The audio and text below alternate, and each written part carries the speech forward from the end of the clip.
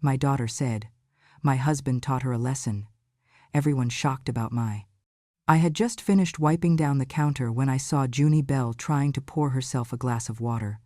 She always insisted on doing things herself, 8 years old going on 30, she liked to say. The pitcher was too full for her tiny hands, and the glass too close to the edge. I opened my mouth to warn her, but it was too late. The water splashed across the table, spilling onto Travis's freshly pressed shirt. He slammed his hand down on the oak table so hard the salt shaker jumped. "Jesus Christ! Junie, look at this mess!" His voice boomed through the kitchen like a shotgun. Junie froze, hands shaking, the glass clinking against the tile floor. Her little lip trembled, eyes darting between her father and me. I stepped in without thinking, instinct, the way I used to step between my late husband and our daughter decades ago. "Travis," I said quietly, "it's just water. She's trying her best." He turned to me slowly, his nostrils flaring. "Are you telling me how to raise my kid now?" "I'm saying she doesn't need to be scared to grow up right." That was all it took. He stood so fast the chair scraped against the floor with a screech, and before I could take a step back, his hand cracked across my face. My left ear rang and I stumbled, the edge of the counter catching my hip. Something warm trickled down the side of my face. Junie screamed. The glass shattered against the floor. I blinked through the blur, my knees unsteady, the sting in my cheek swelling fast. I looked at him, but he was already turning away, like I was nothing but an annoying sound in the room. Coraline walked in, finally, like she had been waiting for the scream. Her heels clicked against the tile. She glanced once at my bleeding temple, then at Travis, then back at me. "She needed that," she said flatly. "A reminder that she's just a guest here. If you feel justice deserves celebration, smash that hype button. Let us keep stories like this alive, echoing far, far away. Your support helps us bring understanding and love to those who deserve it. Thank you so much. Keep listening." Junie was still crying. Her little hands reached toward me, but Coraline pulled her back with a sharp tug. "Go to your room," she snapped. "She's bleeding, Mama," Junie whispered. "Daddy hit." I said, "Go to your room." The door slammed. The silence that followed wasn't peaceful, it was heavy, sour, like rot in the walls. Travis poured himself another glass of water. Coraline leaned on the counter, arms crossed, her gaze never softening. I pressed a napkin to my temple. My fingers came away red. "I raised you," I said quietly. "I carried you in a storm, breastfed you through fevers, stayed up nights so you wouldn't feel alone in a world that didn't care about poor girls like us. You used to sleep curled into my side like a kitten. What happened to her?" Coraline didn't blink. "She grew up." "You're a mother now," I said. "How can you see him do that and not—" She cut me off with a flick of her wrist. "He pays the mortgage. He works 70 hours a week to keep this house. You don't. You contribute nothing but judgment and stale air. So no, you don't get to say anything." "I didn't come here to judge." "No, you came because your legs gave out and no one else would take you." That one cut deeper than the slap. I looked down at the water still dripping from the table to the floor, the blood from my temple mixing into it as it ran along the tile. The wet trail looked like some kind of abstract truth painting itself across her pristine kitchen. "I'll clean it," I murmured. "You will," she said. "And after that, you'll stay downstairs where you belong. If you can't respect my home, you're free to leave any time." I nodded once, slowly, because any faster and I might fall again. I bent down with a rag in my hand, not because I felt wrong, but because I had learned that sometimes dignity looks like survival. And I would survive this. Even if it was the second time my daughter watched me bleed and did nothing. And this time, I would remember everything. The doctor's voice was calm, almost too calm, when he said, "Mrs. Hollowell, I don't think you should be living alone anymore." He was young, maybe 35, and kind enough, but he spoke like he was giving instructions to a piece of paperwork. He didn't mean I was helpless. He meant the body remembers every fall longer than the bones do. It had been a small fall, nothing dramatic. I had slipped in the bathroom trying to reach the towel bar. A cracked hip, bruised ribs, and 2 days in a hospital bed staring at stained ceiling tiles. But that small fall cracked open something bigger. I could see it in the nurse's face, in the way they didn't want to discharge me back to that cold, creaky house in Butte. The house had been mine for over 30 years. After the divorce, I kept it, though it was barely held together with caulking and prayer. It had drafty windows, a temperamental boiler, and the smell of pine that lingered no matter how long I was gone. But it was mine. It was the last place I had slept beside someone who once called me love, even if he became a man I had to hide bruises from. But now they were telling me I needed supervision. And there was only one person left they could call. Coraline showed up at the hospital with a scarf around her neck and irritation all over her face. She did not hug me. She did not ask if I was in pain. She sat at the foot of the bed, crossed her legs like she was in court, and said, "Why didn't you call someone before you got on that ladder?" I had not been on a ladder. "I slipped getting out of the tub," I said. "No one else to call." She made a noise in her throat somewhere between a sigh and a scoff. "This isn't sustainable, Mother. You're not 80, but you're acting like it." "I know how to boil soup and use a microwave," I said. "I just lost my balance." She rolled her eyes.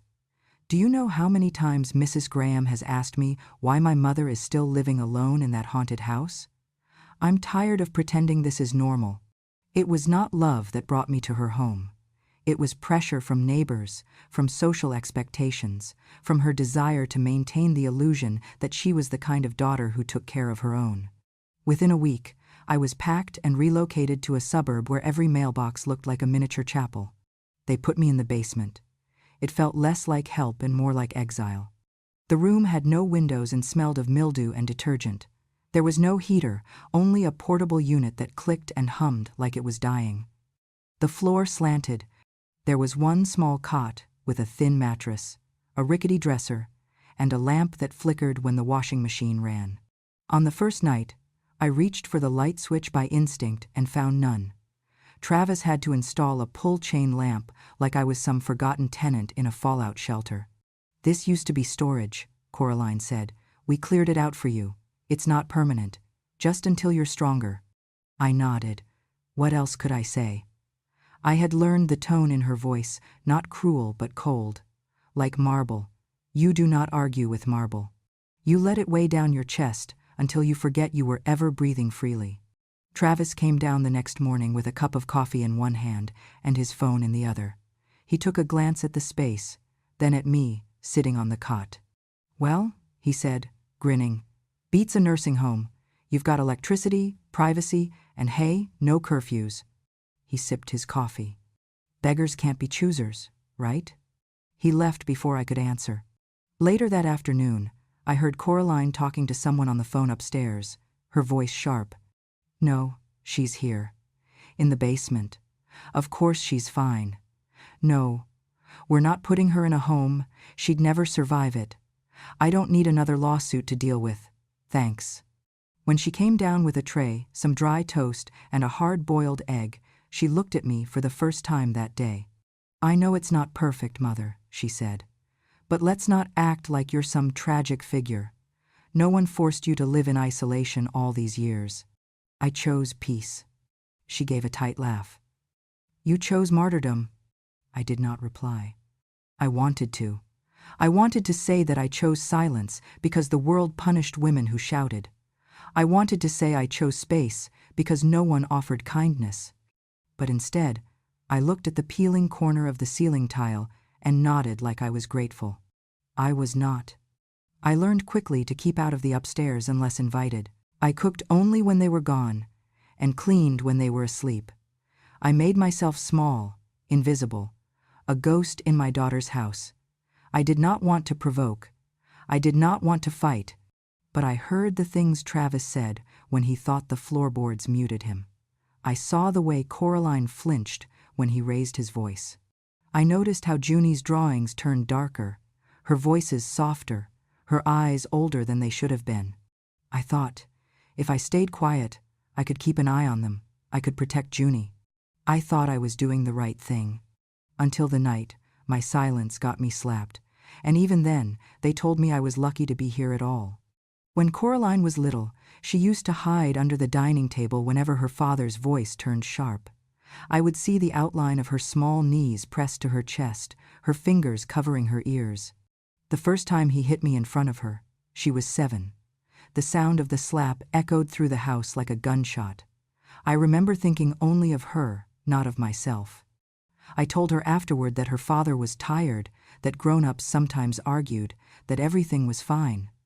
I thought protecting her meant pretending. That was the beginning of her contempt.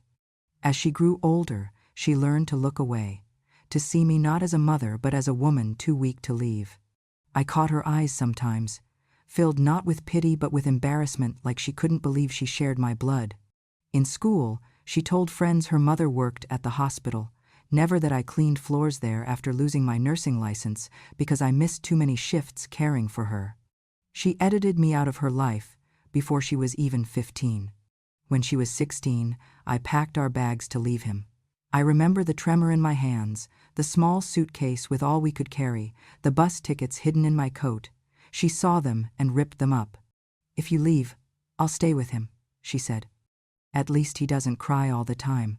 She was too young to know what cruelty she was speaking, too old to unhear the lies he whispered into her ear about her weak mother. By the time she left for college, she stopped visiting. She sent polite Christmas cards with no return address, and when I called her dorm once, her roommate said, "She doesn't talk about her family." I understood. Shame is a hard thing to argue with. It hardens faster than cement. I watched her become everything she thought I wasn't: decisive, confident, ruthless. She got her law degree and married a man who reminded me so much of her father I could barely breathe the first time I met him. She said he was steady, reliable, the kind of man who never leaves. But I saw the same storm behind his smile. Travis had that same fixed smile, the one that never reached his eyes. When he shook my hand, his grip lingered too long, as if asserting territory. Coraline's laugh was too bright, her eyes darting to his for approval. I knew that look. I had worn it once myself. At their wedding, I tried to warn her. I told her gently, in the quiet of the dressing room, "Honey, if he ever raises his hand to you, don't wait 30 years like I did." She froze, lipstick in hand, and said, "You didn't wait. You stayed. That's not patience, that's weakness." The words stung worse than any blow I'd ever taken. She wore her pain like a medal, not realizing it was the same chain in disguise. But the first night I saw her flinch when Travis slammed a door, I knew she'd only changed the setting, not the story. When I finally divorced her father at 62, she didn't come to the hearing. She sent a short message. "You could have done that when it mattered." I didn't reply. What could I say? That courage doesn't always come when we want it to, but when it finally does, it's still worth something? She never believed that. To her, my endurance was cowardice, my forgiveness was foolishness. Every bruise I had hidden became proof of my failure. She used my silence as a weapon against me, the same way her father had used his fists. And the cruelest part was she thought it made her strong. When I moved in with her, I realized the hatred hadn't faded with time. It had ripened. She had built her entire identity around never becoming me. She prided herself on control, on never crying, never pleading, never yielding. She said once, "Women like you made men think they could get away with everything. I'll never let anyone see me that small." And yet, every time Travis spoke over her, every time he corrected her in front of company, she smiled that same empty smile I used to wear. One night, she and I were alone in the kitchen. She had had too much wine, and for the first time in years, her guard dropped. "You ruined my childhood," she said quietly. "You let him hurt you. You let him hurt me. You didn't protect us." I whispered, "I stayed so you could eat. I stayed because I thought he'd change. I stayed because leaving meant losing you." She shook her head. "You stayed because you were afraid to be alone." Maybe she was right. Maybe I was afraid. But fear doesn't make love less real, it just makes it more desperate. She set her glass down too hard, and the stem snapped. "You want me to forgive you," she said. "But I won't. You taught me that weakness is contagious." She left me there with the shards. Since then, I've learned that resentment can pass from mother to daughter like an heirloom. It grows in silence, nurtured by misunderstanding, watered by pride. Coraline built her life on rejecting mine, and she called it strength. But the truth is, she was only repeating what she saw. That love, to her, always came with pain, and that hurting first meant never being hurt again. By then, her resentment had calcified into belief that cruelty was control, and control was survival. So when Travis hit me that night in her kitchen, and she didn't move to stop him, I saw not cruelty, but recognition. She wasn't defending him. She was defending the lie she had built her whole life on. And I, her mother, was the reminder she could never quite bury. Junie had started crawling into my basement room more often at night. At first, she made excuses, bad dreams, too hot upstairs, wanted a story. But the way her small hands clutched the edge of my blanket, the way her breathing hitched when a door slammed upstairs, told a different story. Children do not lie the way adults do. Their silence is honest.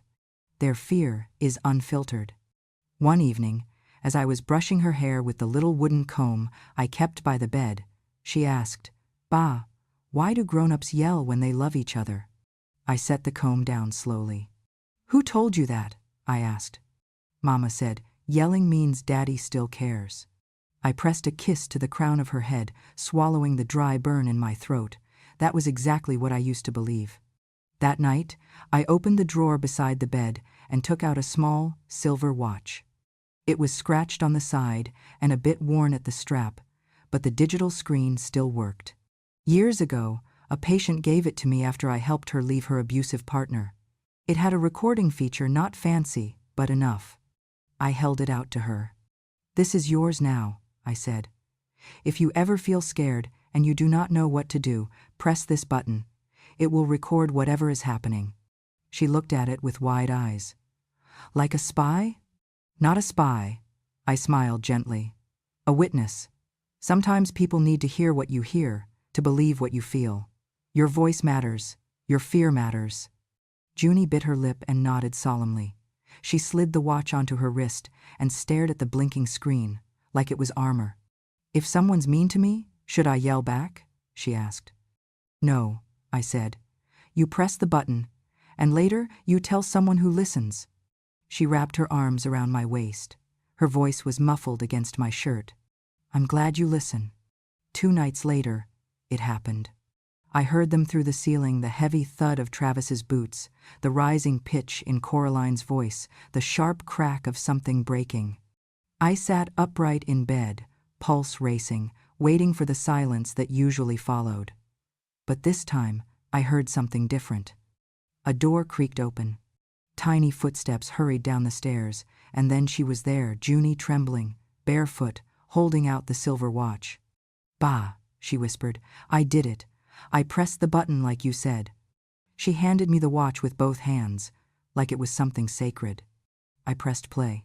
Travis's voice was first, harsh and unmistakable. "You think I care what your mother says? That old woman doesn't run this house." Then Coraline's voice, colder than I had ever heard her. "She's filling that girl's head with fear and softness. Junie's starting to act just like her weak." There was a crash glass, maybe a dish, and then Junie's voice, soft and barely audible, "Please stop." Then Coraline again, snapping. "See? She talks back now. Just like my mother. Always pretending to protect people and leaving them worse." The recording ended in silence. I looked at Junie, her small face pale and her lip trembling.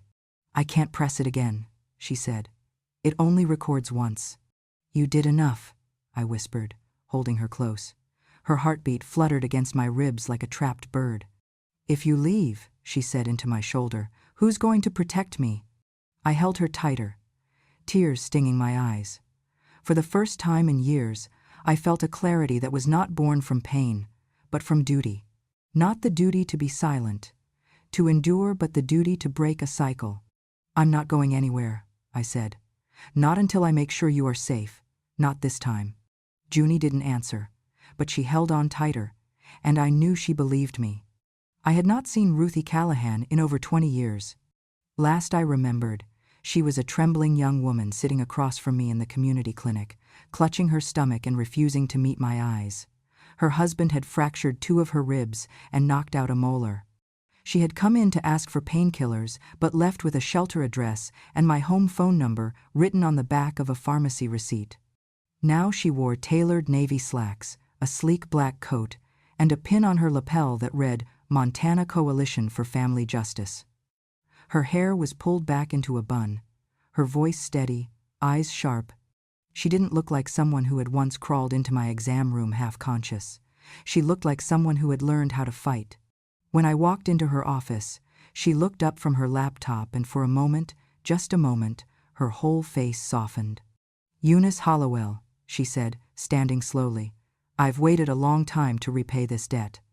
I didn't know what to say to that, so I opened my coat, sat down, and pulled out a large manila envelope. "I need help," I said. "Not for me.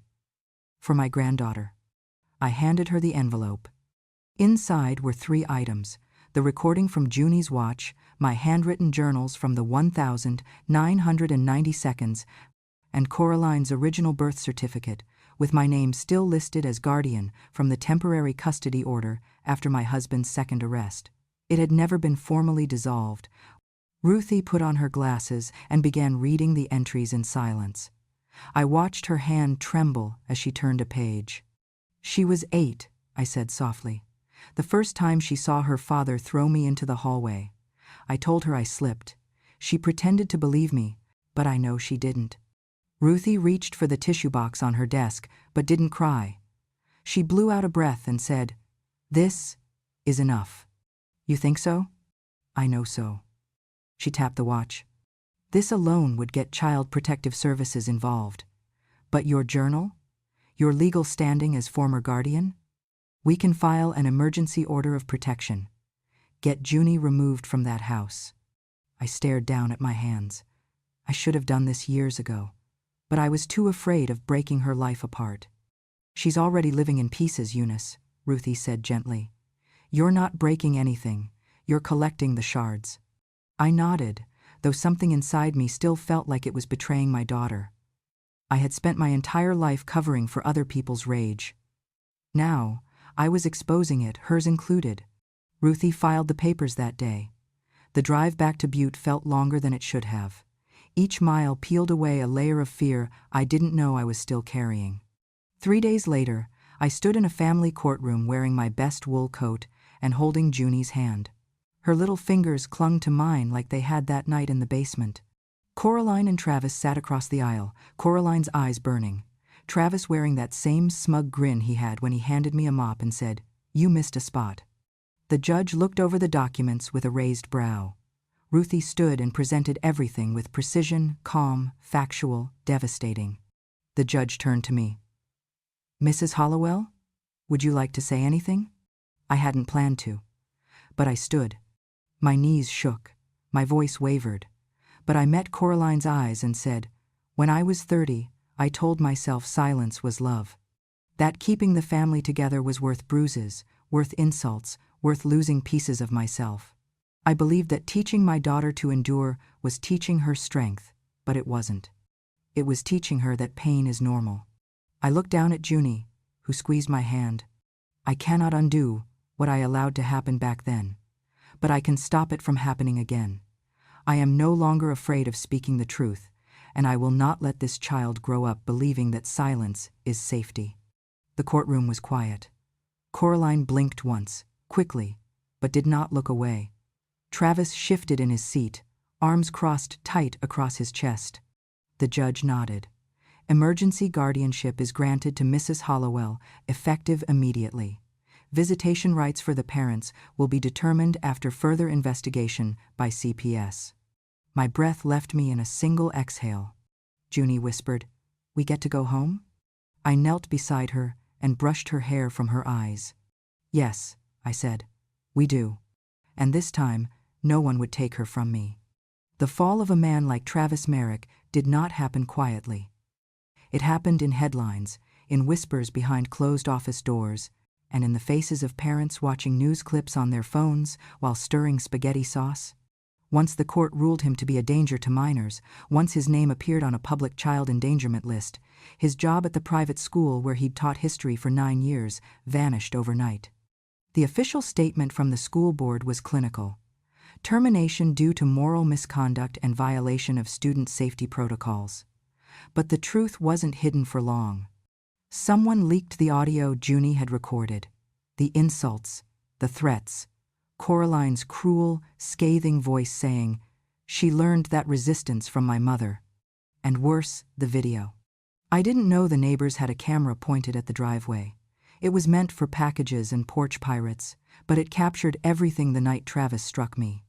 The image wasn't crystal clear, but it was enough to see him standing over me, hand raised, my body crumpling to the ground like a dropped coat. Someone posted it anonymously. It went viral within hours, and suddenly, the secret lived in every phone screen across the state. The caption read, "She's your mother, not your punching bag." Comment sections filled with outrage. If that was my mom, he'd be eating through a straw. And the daughter just stood there? That poor little girl, thank God the grandma got her out. Parents withdrew their kids from the school. Local newspapers ran op-eds. Travis tried to blame a smear campaign, but the footage and his voice on the tape couldn't be spun. He vanished without noise, the kind of silence that follows shame. And Coraline? She thought she'd survive it. She always did. But Ruthie filed a formal complaint with the Montana Bar Association, not just for Coraline's silence during the abuse, but for her role in enabling it. The association launched an investigation. Emails surfaced. Witnesses were interviewed. A former intern came forward, saying Coraline told her, "If it's just bruises, it's still a family issue." Her license was suspended pending review. By month's end, she was officially barred from practicing law indefinitely. The press called it a rare disciplinary case involving familial misconduct. I called it overdue. Still, what broke her wasn't the court. It wasn't even the public disgrace. It was what happened at Junie's school. The principal, a kind man named Mr. Albert, invited me and Junie to a school assembly. They were launching a new initiative, No More Silence, aimed at teaching children how to speak up about abuse at home. I sat in the back, next to Junie, who clutched my hand and leaned her head against my shoulder. Her teacher stood at the podium and cleared her throat. "Today," she said, "we are going to read from a very special journal. It belonged to a woman who stayed silent for too long but decided, finally, to break that silence not for herself, but for the little girl who still needed her." She read from my entries. "He hit me again today." Coraline watched. I told her I tripped. I wonder if she believed me, or if she's just pretending like I am. Either way, I've failed her. A murmur rippled through the audience. The teacher continued, "Love should not sound like shouting. Protection should not look like bruises. Silence should not stretch across generations like inheritance." She paused, and then read the last line aloud, her voice steady. "Silence can kill 3 generations at once. I will not let it kill the 4th. The room was silent. Junie turned to me, eyes wide and wet, and whispered, "That was you, wasn't it?" I nodded. And then, from behind us, came the sound of footsteps. Coraline. She looked different. The gloss was gone. No heels, no blazer. Her hair pulled back in a ponytail that revealed the hollows under her eyes. She walked up to me after the assembly, her expression unreadable. "I didn't know they were going to read that," she said. "You were never supposed to hear it," I said. "It was never for you. It was for her." She looked at Junie, then back at me. Her eyes welled up. "Are you happy now?" she whispered. "You got your justice. You got your public humiliation. Is this what you wanted? Me ruined?" For years, she'd waited for me to break. She never imagined she'd be the one bending first. I stood slowly, every joint, reminding me that I was still an old woman. But my voice was steady. "No," I said. "I'm not happy." She flinched. "I'm relieved." "Relieved?" she spat. "Yes," I said, "because for the first time in your life, I don't see you hurting the child inside you. I see you crying for her. I see you grieving her. And that's the first step." She turned away, shoulders shaking. I didn't stop her. Some grief has to be walked through alone. But as she left, Junie reached up and squeezed my hand. "Do you think Mama will be okay?" she asked. I looked toward the door Coraline had disappeared through. "I think," I said, "she finally has a chance." We moved back into the house on the hill in early spring. 6 months had passed since the hearing, long enough for the snow to melt and the noise to fade. It looked smaller than I remembered, and the shutters hung crooked on one side. The porch had a lean to it, and the back fence had all but surrendered to time. But when Junie stepped inside and whispered, "It smells like cinnamon," I knew we were home. The first few weeks were quiet, unsettlingly so. After months of slammed doors, tight voices, and tiptoed mornings, the silence felt like something we had to learn how to trust again. We slept with the windows cracked open. We hung wind chimes. We left the doors unlocked during the day. I planted tomatoes and sweet basil along the side of the house where the sun hit hardest.